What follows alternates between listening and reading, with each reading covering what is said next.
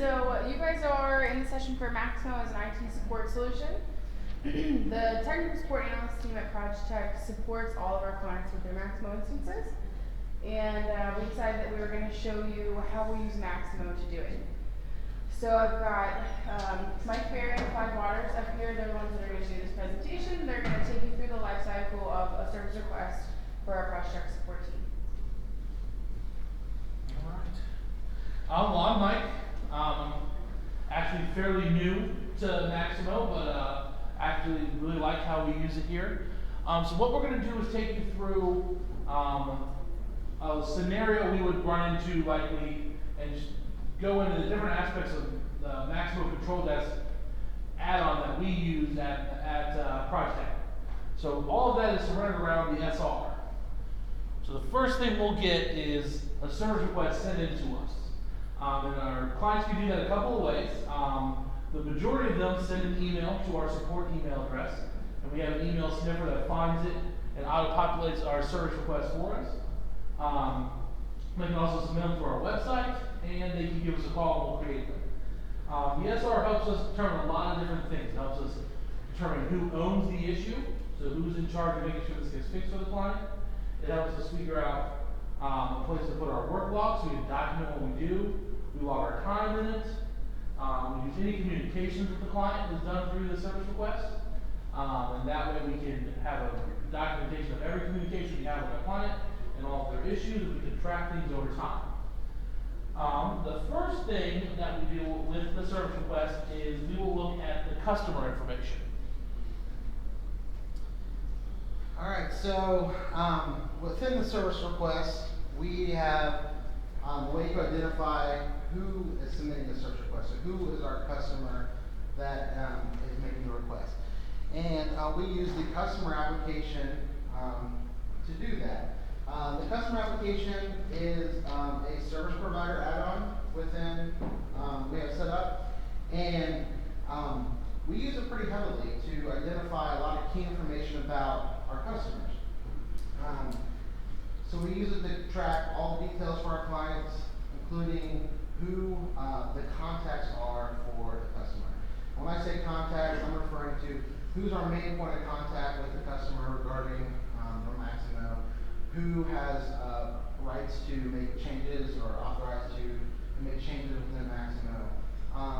Also, who may be like the project manager working with this customer in Maximo. We also, through our customer application, we track their Maximo licensing. So we keep a track of if they have authorized users, limited users, express users. And we do have a customization that actually will go out and verify that they are meeting compliance with the licensing. So if we say that this client should have 10 authorized users, we actually are able to check automatically their instance and verify, yes, they have 10 users or less that are set as authorized. And if they have more than that, so say somehow they get 12 authorized users added, we will get a notification saying, hey, this customer is out of compliance. They have more authorized users than you said they should have. And that is a custom customization that we've added to our customer application. So the customer application ties neatly into the service request, again, to identify who the customer is, who their contacts are, any other pertinent details about just who they are as a Maximo customer within our cloud.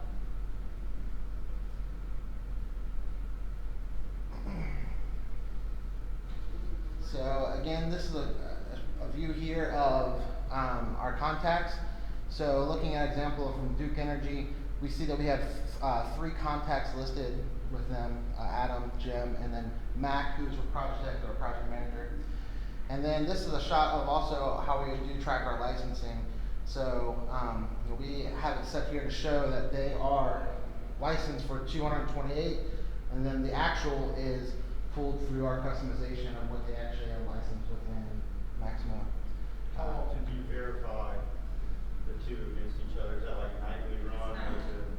Yes, it is nightly. So if we add a few new users for them today, get them over that 228 mark, say they're at 229, tomorrow morning, when we come in, we'll have an SR waiting for us saying they're out of compliance.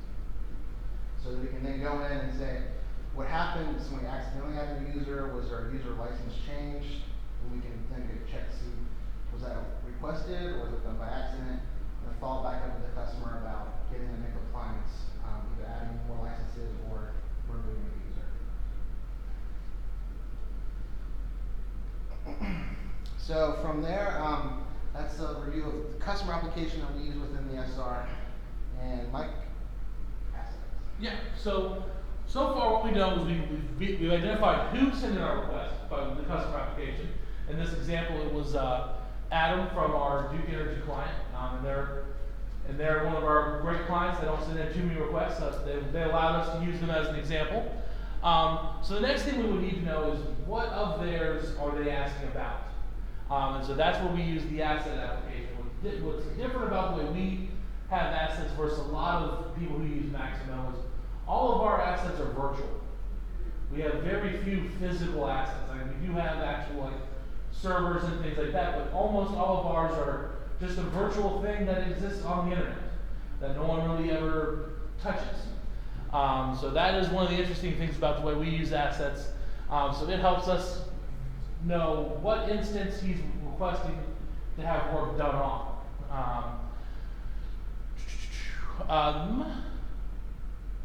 Yeah, so we got the internal or external assets. So with this, we would then go and identify what instance he wants us to work on. And next slide for me, please. Yeah, so again, we identify if they're going to work with, say, their production instance or maybe a development instance we have for them, which will all be cataloged in our asset application, which again is tied back to the SR. So again, from the view of the SR, we can see which asset we are working on with this particular customer. And we keep a lot of information stored in our asset details. Our asset details will describe key information in terms about the properties and the environment that are set up for the customer. The actual location of the server, so their actual physical location, which data center we have them set up in. All the information about the application server, so what current version of Maximo they're on, and if they have any type of add-ons or anything like that. Plus all their database information. So we would know what their database name is and everything like that. We also use the asset application to catalog special considerations for our clients. So if we do have a customization set up for that client, or there is something special with if we need to do an upgrade or something that we need to keep in mind for add-ons they're using to get them set up correctly, we use a customization for special considerations to track all that on the asset. So if you're pulling up the asset, you can right away see, oh, I need to make sure I'm using whatever add-on I need to put back in there after I do a patch or something like that. We also use the asset application to keep track of related credentials. So if we have special logons and passwords we did for accessing their environment or their server or their database, we can securely keep those tracked within the asset. So with tracking the asset, we can grant rights to different users. So if there are certain users that should have access to seeing those credentials, that will be set up with their access to our Maximo Control Desk portal, or it can be made available to all of our users within our support portal.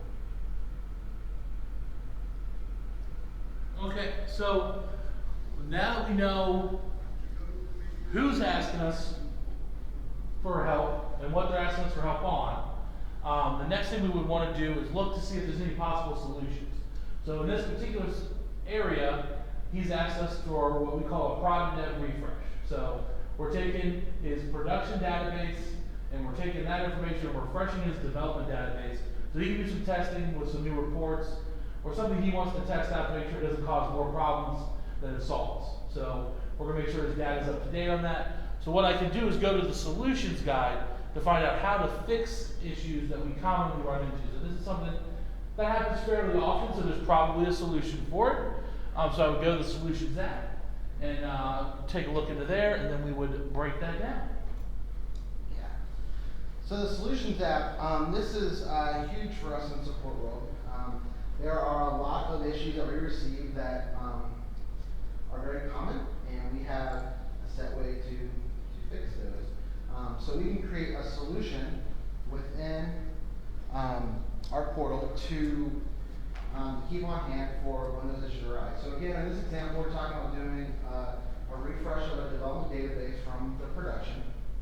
And that's a pretty common request that we receive. So we have a solution created for that. And directly from our SR, we are able to search for and relate a solution to that request. So there is actually a Solutions tab within the SR we can go to. Again, search for a solution that's related to what the request is and add that. And then the solution will contain all of our steps we need to complete the request. So the things we identify in our solutions would be a symptom of what the particular issue may be, and if that varies between a prod or development environment. We also will identify a cause, if there's a known cause for that issue.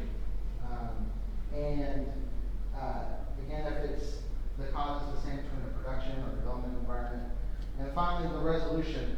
What is needed to actually fix the issue or the request that has been put in. And we can use attachments within the solutions, so we can actually upload different documents that may have the related materials for completing those requests. The solutions also offers some fun features that we use to help identify if a solution is a working solution, if it's actually a solution that helps resolve issues with the built-in ratings and comment system. So if I go and I pull the solution for doing the development refresh that our sample request is talking about, and I complete the steps that are provided in the resolution of that solution, does that actually help? Do those steps actually get me from start to finish to completing the request, or was that information incorrect in there, or was that out of date? I'm able to use a star system to rate the solution and say, this is a 5 stars, it's perfect, or this is a 1 star, it really didn't help me much more than if I just would have gone for it on my own. I can also leave user feedback, and I can actually leave some comments about maybe which steps may be wrong or incorrect. So later on, we can go back and we can look at, let's pull over our 1-star solutions and take a look at what needs to be updated, what is not working. Or we can also look back and see what is working. And maybe it'll help us identify that the ones that are working, the information is good, but it's more about how the information is presented in the solution. The ones that aren't working, maybe it's the information is accurate, but how it's put together is not helping us complete our task. And again, I said earlier, we can use attachments as well to attach different guides, documents, and PDFs, Word docs, and things as needed. We also can look at the history of the solution to see who was that created the solution, and if it's been used with other service requests in the past, to identify again if it's working, or see examples of how the solution has been used in previous requests. So in a support world for us, solutions is huge. It provides a quick way to get to documentation without having to leave our portal. And there are other situations where a lot of people will store documents maybe on like a SharePoint or something like that. But we're here with us, we can do it all from our SR, directly from the request that was created by our client or that we create on behalf of our client. So that's a big benefit there to help increase providing the best solution for our clients. Okay, so now that we know who has it, what the issue is, where the issue's at, and I know I found my guide to fix it, the first thing in the guide for this particular issue is to create a change to start the change process. And a change process is It's similar to a work order, but it's a little bit different. So basically what it's gonna do is help us schedule our downtime, so we don't get any alerts or pages out. In the system, when we have to take instances down, either development instances or production instances. And so that's how we use the change process, and Clyde's gonna break that down with the Beaver points. Alright, so in our scenario service request we have here, we're doing the refresh of our development instance for Duke Energy. It is going to require us to actually take down the development environment as we refresh the database. So that environment will not be available to end users, and we need to document that outage so that we know that outage was approved, that outage was requested, and how long that outage is going to be and things like that. So we've taken advantage of the change process application to do that. And as we said, we use it to schedule outages that we know they're about to happen. It's not really going to be used for those outages that are not expected. So within the change request, we can tie that again directly back to the service request. So on our service request, we're able to generate a change request and have it related to the request from the client to do this development refresh. And we can jump directly over to the change request application to put in all our details. Our change request, we use a workflow to get our appropriate approval along the way before we take down the application. James over here actually developed our workflow for us. And the nice thing with that is we're getting the appropriate approval along the way before we take down the environment, so that way everyone is aware. So again, we are initiating the change request from our service request, or we could do it from a work order. Within the change process, we're going to categorize this change. So is it a change for admin mode? Is it a change where we're going to be taking the full system down? We're going to prioritize it. This is an urgent request. Is this a low priority request? And then just overall triage of change. So is it something that it has to happen now, or is it going to be something that we can schedule in the future? And then from there we can assign downtime to and also start and stop the monitoring for the application. So we do have monitoring set up on the application, so that we know if the application goes down. And we use the change request process to turn off that monitoring because we know we're taking the application down. We don't want to create unnecessary alerts. And through the change request, we can schedule that downtime. We also can identify all the impacted assets. So we know we're taking down the development asset, not the production. We know which URL that we're working with in our cloud, which database we'll be working with, that all be identified on the change so we know we're working with the correct application that will be taken down. We also have job plans that are set up for us in the change application. So when we're going to do our development refresh, we can associate a job plan for that refresh. That'll have the steps needed for completing that refresh. Also within the change, we will notify anybody who's going to be affected by the outage. So that will be the key contacts for our client, and anyone else who needs to be aware of the outage. So the nice thing with that, our job plan, is we can actually create templates of communication templates that will be sent out when we hit a certain point in our workflow, so they know, hey, this change has been scheduled. This is when your downtime is going to be, and everyone is aware of that. And then again, with the workflow we have, once we initialize that, we go through the approval process.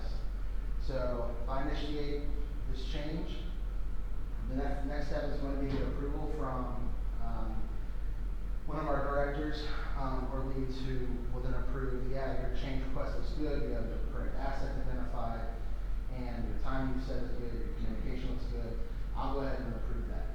Once we get approved, it'll go into a scheduling status where we actually will be scheduling the change. So at that point, our communications will be sent out to the client, hey, your change is scheduled. It'll set up so that our monitoring will be turned off during the time that we're saying the change is going to happen. And then when it comes time to do the change, we'll go into the in progress state. And in that state, we're actually saying we're doing the work. So the change process, we're saying that the work is in progress, the application is going to be down, so the monitoring will be turned off, and we can then complete our work for that change request. Then at the end of that, we have a review. So we completed the work, our application is back up, but now we need somebody to review that. And we use a peer review system so we can get another TSA to go back and double check our change. We said the application came back up, did it really come back up? They can go double check that, verify the change was made correctly, and then they will mark it as reviewed, which will then allow that change request to be closed out.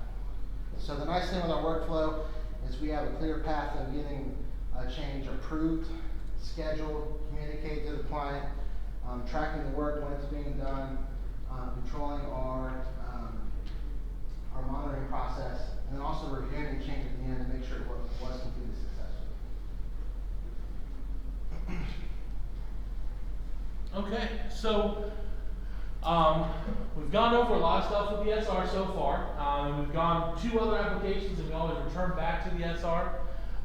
One thing we can cause when we're doing changes and doing work in the SR is an incident. Now hopefully we don't have too many of these, but these are for unscheduled outages and alerts. So if a client sends in something and for whatever reason we get an alert that something is down, it's going to create an SR for us to work on that issue, on that outage, and it's going to create ourselves an incident so we can track any unscheduled downtime. Being a cloud service provider, a lot of what we're judged on is how much uptime we have for our clients. So it's one of the biggest metrics we need to monitor and we need to pay attention to, and the incidents really helps us do that. So, as Mike was saying, incidents, at least in our world, they're not a good thing. Incidents means that there is some type of unplanned, unscheduled outage that we were not aware of, or we, in this scenario, we're going through our product development refresh. I did not complete the change request properly and did not properly schedule our downtime. So because of that, the monitoring was still active. I took the application down. The system was not aware of that, and it triggered an incident. So the incident itself is much like an SR, and it's another, I guess you could say, ticketing system within our portal. And it works based on our SLA we have for our different organization customers. And it actually will push alerts out to those on the notification list that there is an incident occurred. Those alerts will be able to tell them, hey, this specific application is down, this is the time it went down, we need somebody to come in and take action on this because we have unplanned, unscheduled outage. So, the nice thing for us is it does do an automatic assignment of the affected assets and locations. So we will know in the incident, it automatically says, hey, the Duke Energy server is down, and it was not scheduled. That server is located in our Dallas data center. We need someone to take a look at that. It's going to allow us to classify the incident. Is this an internal issue? Is it a hardware-related issue? A software-related issue? Maybe it's a network or infrastructure-related issue. So once someone takes ownership of the incident, we can begin to classify what type of outage is this. We have an internet connectivity issue out of this data center, or Clyde scheduled an outage for a development refresh, but didn't successfully get the change request put through.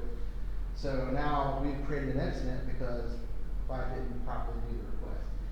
And We can also use it to flag an incident as a global issue. So yeah, we got an incident for this one related customer, but it turns out that's affecting all of the data center. It exists as a global issue, so we know exactly what all assets may be affected by that. And we also can control specifically what customer is affected within this incident and apply a response plan. So we can have exactly what communications need to go out, what are the time intervals that we're going to send communication out to the customer about the unscheduled downtime, as well as our work to resolve that.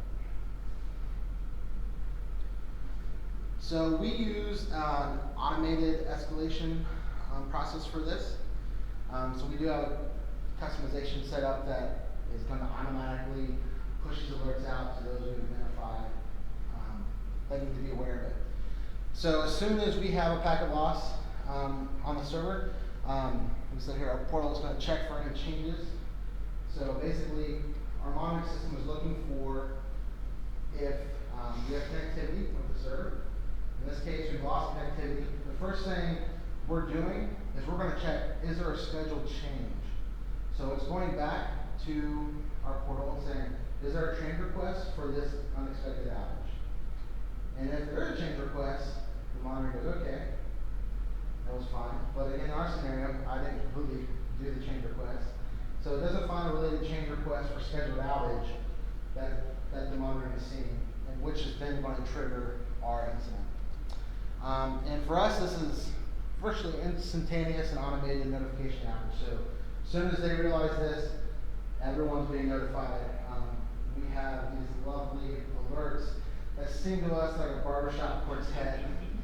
And it goes, the server is on fire, is that right? Yeah, I run this conference actually. You play it? Yeah. This is entertainment. So you all, if someone messes up a change request, you will hear this just all of a sudden throughout the entire office on like 6 computers. I thought this was hilarious the first few weeks. It's not so funny.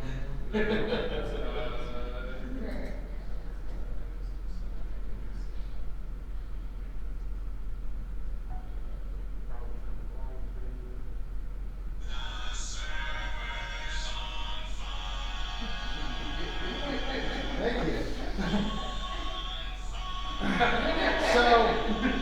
And that's when you know you messed up. And you're going to have a conversation with infrastructure and development. So it's 2 a.m. In our scenario here where I'm doing a project refresh for Duke Energy, and I didn't completely do our change request correctly, and the incident is triggered, and next thing you hear that going off of 4 or 5 different phones across the office.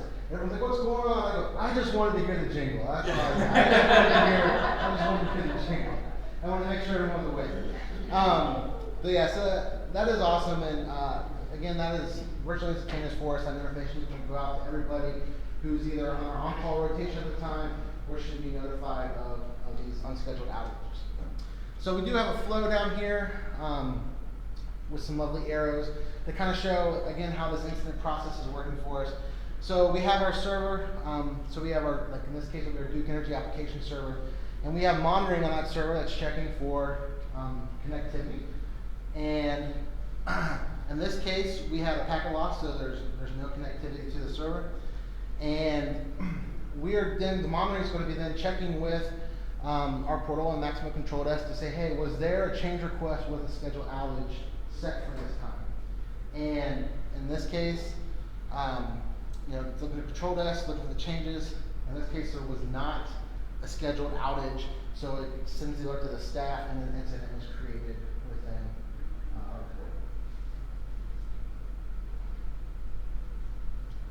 portal. Okay, so now we've talked to infrastructure, we've talked about the look, we didn't click the right button, so we created the incident. It's no big deal. We've completed the work, and we've now updated everything. The change has been reviewed, and we have resolved the SR. And so, if you can go on here to the next one. Is this the last slide? Okay. So, other aspects, I thought we had some screenshots, but I guess we don't, of the SR is the communication logs and the work logs. So, in the service request, we can respond directly to the client with an email And it tracks all those emails in it, and any workload. So if I need to put in there that we were doing this particular one, I need to make note. I made a mistake on the change request, so there was an incident on this date. It was not an unplanned outage, it was just a clerical error. Because again, unscheduled outages are how we're judged, being a cloud service, so it's really important that we do that. I would also log any of my time, so I can show my bosses that I do work.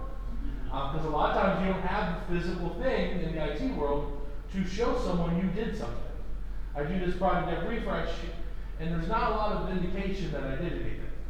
Unless you're 100% familiar with Duke Energy's data, it might just be a couple of new work orders added to the database, I don't know. So, being able to log our time and document what we do is awesome. It's also very helpful because we can use the SRs and the different categories we have for them to track trends. So if all of a sudden we're getting a lot of emails about people getting blocked or locked out of Maximo, and we notice a bunch of these tickets are coming in, and we go back and go, you know what, I feel like we've gotten a ton of these lately. We can go search our SRQ by category for users being blocked and go, yeah, what's going on? Is there something wrong with, did someone accidentally reset a whole bunch of credentials or something like that? We can notice changes, or if we need to implement more training to our clients as to how to reset their passwords on their own. We can do things like that. If we notice just trends in general of like, we're getting a lot of requests right around 1 o'clock that people are having slowness. Maybe we need to work with the data center to figure out what's going on at 1 o'clock in DC that's causing our clients that are in the DC data center to have slowness. Just a couple of examples of how we can use the control desk and all the tracking and categorizing it allows us to do to really solve our problems. So we were able to, all from our initial service request that we received by email from our client, we were able to appropriately identify the client through our customer information. The nice thing is with that is we have the person who submitted the request on file the contact with the client, and they send in with the email we have on file. It's going to pre-pop it down the SR for us, so we know exactly who the customer is that we're working with. We're able to then tie the asset back to that customer in the SR, so we know exactly in this scenario we're working with their development asset. We were then able to appropriately identify a solution for the best practice for us completing the request that was submitted. And then we tried to do a change process, but in my case, for example, today, apparently I did not do the workflow correctly, because then we created an incident. And all of this, again, centered around our SR.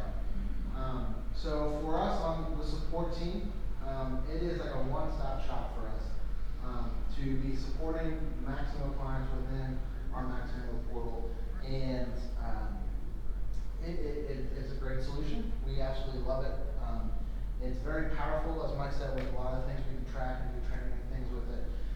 But also to be able to completely work a request from it's being received to being resolved, all from the one SR, I will say is very nice, very easy to do. It's actually very unique, I think, in the IT ticketing system world. I've worked for a couple of different IT companies with different ticketing systems, and you always have to leave the ticketing system to either get information you need or to do work, or you have to leave the ticketing system to communicate. And so a lot of that stuff you're doing outside of it never gets back into it. So having it all tracked in here is really awesome. I guess we're ready for questions? Yeah. We have a sweet question slide. I have Boom! many questions. Yeah, I got that too. Okay. I'll let him go first. You sure? Alright. So I'm just curious, we've implemented a custom license management application at my company as well. And currently we don't have any concurrent licenses, but I was just curious, do you have customers who do, and do you handle that through your license management app? I believe at this time we do not have concurrent licenses. Is that right, Tori? Yeah, so currently we don't have any that are concurrent. It's not, I don't think that it's something that we build our custom section to handle. We do have, a developer has written some queries and some scripts that we run to find out if people are doing concurrent licensing when they're not supposed to be.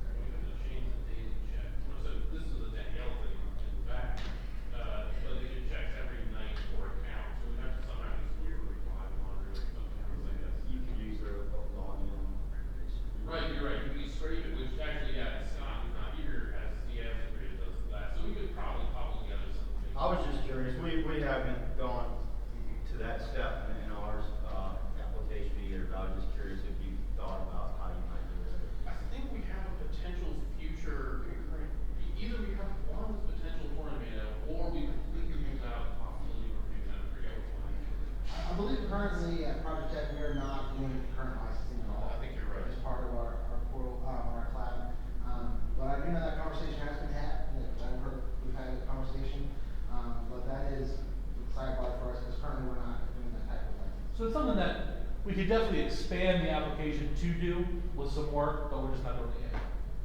Yeah, we've really found our application helps out a lot, 'cause we have, users that need to be active for 2 weeks, and they're really good about telling you they need to be active, but they don't tell you they need to be inactive. So we monitor, last login as well, and send them emails automatically through escalations to see if they still need access. If they don't reply within a certain amount of time, just inactivate. How many customers do you support?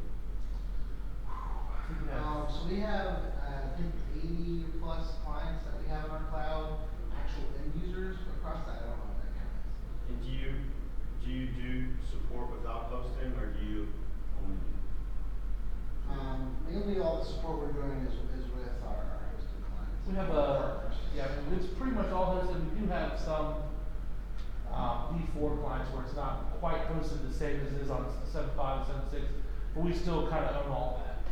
Yeah, everything's hosted. We do, we offer training outside, but so previously, before we were hosting everything, we did offer on-premise. We helped them do implementations. We don't do any of our things in the cloud. Just curious. That's it, you're up. Go ahead. So when you're working on requests or any other your system here, do you have any integrations or helpers to help you get into, let's say, to get a console to an asset, like right from within Maximo, or do you literally have to go to another system to go? I like to actually get onto or the application server. Yeah.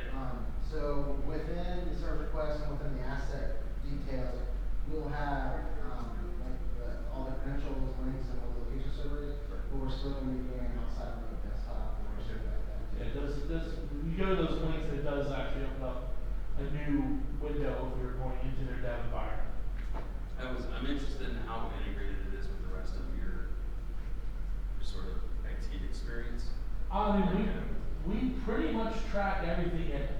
Yeah. The developers, they track what they're doing in it. Infrastructure keeps all the plans and all the patterns and everything in there for them. Does it do any integrating with, say, like your email system, so that you can keep track of messages in and out of the system, or say like your phone system, so you can see when a number is coming in from like a VoIP or something, that you are able to track who the inbound call is, or when they call, or. So we do have all email integrated within this. We receive a request through email, it gets sent into our supporting mailbox, so it's for that looks for that request on the pre-popular SR for us. And then within our SR, we're using the communication log to send out emails through that. So that is all tracked there. Our call system is outside of that. If we receive a call, we're manually creating the SR from that call. The email information isn't complete. If we want to send an email from like Outlook, say, all we have to do is copy support, and if the subject is formatted a specific way, the way that the support generated emails are formatted will automatically get tagged on the SR. But it's not, maybe that's kind of seamless actually. It's exactly that. So if we use Outlook to do the communication related to an SR, as long as we have a subject line properly tagged with our SR number and the format which our sniffer is looking for, it'll automatically add communication to our template or to our communication log, even though we do that through Outlook. But, I mean, 99% of the time, maybe even more than that, maybe 99.9% of the time, you're not going to have a need to use Outlook versus the email system in the SR itself. You can attach your files, you can CC, BCC, send it to as many people as you need to from there. Yeah. It's just like if it's scheduling maybe an actual go-to meeting or an event that you want to count an Outlook calendar invite would be the only time you really need to do it from outside of the SR.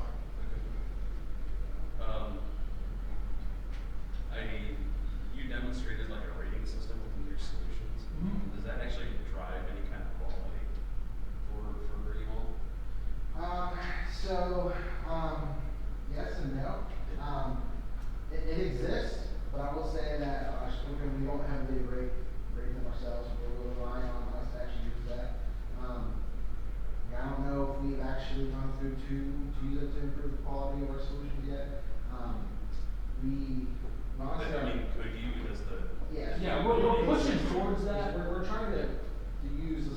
more than we are now. Yeah. We do have a lot of solutions that are stored outside, of our maximum portal, but.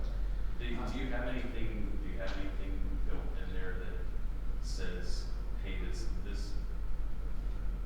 solution has rated sufficiently low enough that it should be pushed out to the system? Automated, no.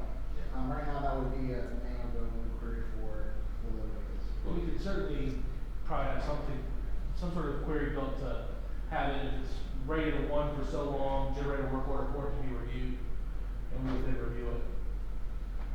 Okay. Are you utilizing like the standard planning piece of Maximo as part of your, sort of your internal resource utilization of your employees and stuff? I mean, does your service requests and your incidents and all that actually assign employees to a task and have them go into the schedule? So for the service request, we monitor it as like an open queue. So those requests come in, and then as our support team is able to take those requests, we take them within one that they were received. But it's not contributed. Some of our work orders we do within this portal, we will have it automatically assigned to certain queues or maybe to certain people. But for the most part, it's just a general queue that those service requests are on. But we do assign it over to it, when we take it, we take ownership of it, and it's tracked as one that I'm doing, I'm the owner of that, I'm responsible for it, if there's questions on it later, it's still tracked that I did, so we come back. Is there anything in the system though that tells you when you're either over or under resourced and stuff? In terms of like if one of our support person has like 100 SRs and the other one's got like 2. Right. So we use the Sprint Center to do that. We have some KPIs and graphs set up that show our queues of how many SRs our support team has, how that is broken down by our support analysts. Yeah. So we can accurately see who's got what capability in terms of the amount of SRs that are currently working, and what works, things like that too. And then our manager does get alerts as to if SRs haven't been looked at or updated in certain time frames. She gets alerts and she can go, well, why haven't they done anything with this? Oh, because they're waiting on the client to get back to them, no big deal. Or, hey, Billy, start doing your job. You know, just depends on what's going on. 2 more? Yeah, sure. Is there any logging of when a person just uses something, either a request or a solution? Oh, like the SR comes in, someone goes and looks at it and then doesn't take any ownership of it or something like that. Not to my knowledge that I've seen, but it would log that. Our health system, where I work, doesn't track the utilization of solutions very well. It doesn't show us when a person is actively seeking or looking and gathering solutions from the system. We tend to have a problem as a result of people just shooting their head on solutions. But yeah, that's why I asked that question. I believe it, maybe I'm wrong, but I believe that would be something you could turn on audited for. Yeah. We just don't have to turn it on. Okay. You mentioned briefly that you track training and all that kind of stuff in here. I think one of you said. Do you track the skill sets of your employees and basically resource to a particular job based on the skill set? We do not. We kind of throw everyone the wolves, so Yeah. if you don't know it, you're gonna learn it. But that would be nice though, if we could say, you know, I do a lot of the data loading on our team, so if I could somehow be flagging the system as the data loading team, somehow have those type of SRs allocated, that'd be nice. We don't currently. One thing that I'm kind of looking for in a help desk solution is maybe not necessarily assigning the right person to the right job, but making sure that a person who is not qualified to work at Projetech doesn't have work to do. So you can do it with practice, right? Yeah. Yeah, you So we can can, all mechanisms, like the closest thing we have is that we have different queues, so there's the general support queue, but if we realize this needs to be reported, we throw in the reporting queue or a developer queue. So that captures some of that, but generally, in general case, we actually want to use practice. Certifications as well. Sure. Yeah, that's the thing that one. So there's options out there. Sorry. there's definitely things out there that can do that.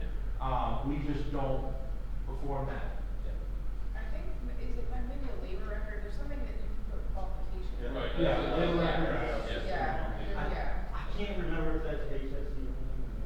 I know there are qualifications in there, but we're not using them. That's in the core. Yeah, cause you guys are using it, aren't you, Compass? I think of. We are, you guys yeah, we use it every day. Yeah. Well, they're doing, their system is utilized for aircraft maintenance, so that can be purposes. But we utilize that functionality. Yeah. I'm more looking for the reverse. I want to prevent a person from picking up tickets that require a specific skill set without really having to define the skill sets for everything. So it's, that probably sounds crazy, but there are specific people I don't want working specific jobs. No, I understand that. I mean, I've been doing IT support for a while. I understand. Yeah. This guy he doesn't get to do this anymore. Yeah. I understand that entirely. We haven't run into much of that ourselves, so we don't have those types of things implemented. I know with the maximum control list, there's ways to do it. It's so flexible, that's the beauty of it. That's all I got. Cool. So now you're using an email listener to sniff and take an email and convert it into an SR. Mhm. And you said you associate it with my email address that's on account. Correct. When we But if somebody new put a service request in that is not in your database, it creates a service request, it just doesn't populate the So it'll user populate, data? correct, it'll populate the email it came from and the name associated with that email, but it will not be on that entire specific customer record. Yeah. So, in that case, we can go through and add them as a new contact to. Within that. Within that customer. Right. So it's a new person record for that. And then going forward, then they'll be tied to that autopilot. So it doesn't slow anything down from a client's perspective. It's just one more step we would take and go, okay, well, this is at Duke Energy, so it's with Duke, it's just someone new that needed something. Maybe Jim's on vacation, so this guy's talking to us. So we just add that contact. And then the attachments that are attached to an incoming email, are they automatically attached? They are. To the SR? Yeah. Correct. And Is that part of the listener that does that, or is it, okay? Okay. When people have images on their, in their That's email what I was signatures, saying. you cannot find exactly what it's rough, you gotta. So, Well, I mean, yeah. Just like an attachment, click everything like, oh, this is a logo, oh, this is a logo, and then you get your screenshot. So any attachment in that email, whether it's a signature attachment or they reel it, the screenshot, that I'm Yeah, saying. so a lot of times you'll have 4 attachments and one's Twitter, one's LinkedIn, then one's what you want. It's like, oh, okay, so here's what I want. Yeah. So that could be enhanced, honestly, but it's not too bad. Yeah. Steven at one point implemented something that would go through and have like a known library of things we don't care about, like just link those to Facebook, thumbs up, like just clear them all out. Which helps a little bit, but you always have new exciting images in your attachments. Yeah, that's a great feature of what we do with our SR. Is that way we know the screenshot is tied to the SR, we add that, we have on our record. Well, I just like the idea of the emails, as long as you use the subject line format, will continue to append Yes. the dialogue for that SR until it's resolved. And so I'm just thinking, if we use the ASR and manually, or went through if somebody filled a manual SR up, and you had email listener, if I sent them an email with that SR format, it should append it. Yes, it will. And we'll do that, because a lot of times if we get a phone call, we'll create the SR, and give them the SR number, or send them an email from the SR, and then it keeps adding on to it, just like it would normally. Okay. Good, thanks. All right. So, if there's other questions, feel free to ask us, otherwise we've actually gone over a little bit. You got a little bit longer break now between this session and your next session. So lunch will be happening, make sure to visit the vendors, go to the learning lab, try to fit in a cert test if you haven't taken one. We're also doing an impromptu automation script session Session, thing at yeah. 1:30. 1:30? Learning lab, you guys wanna be in there? Oh yeah, well, last slide is the best That sounds slide. like you. I don't Boom! This is brought to you by our Projetech support team. Victoria. Who's the guy in the lower left there? I don't recognize him. You know this side? That was me. Yeah, I don't recognize him. Billy isn't that sick. He's actually a normal guy. Thanks, guys. Thank you. I'm getting a question, like an after question. So, when you tie a solution to something, and you handle a job populated automatically. Yeah, I guess automation is pretty good. Job time based on the solution. You have a job time solution that allows you to make it work. Is the thing? I don't know. Okay. Well, did it happen? I would Love to have it happen.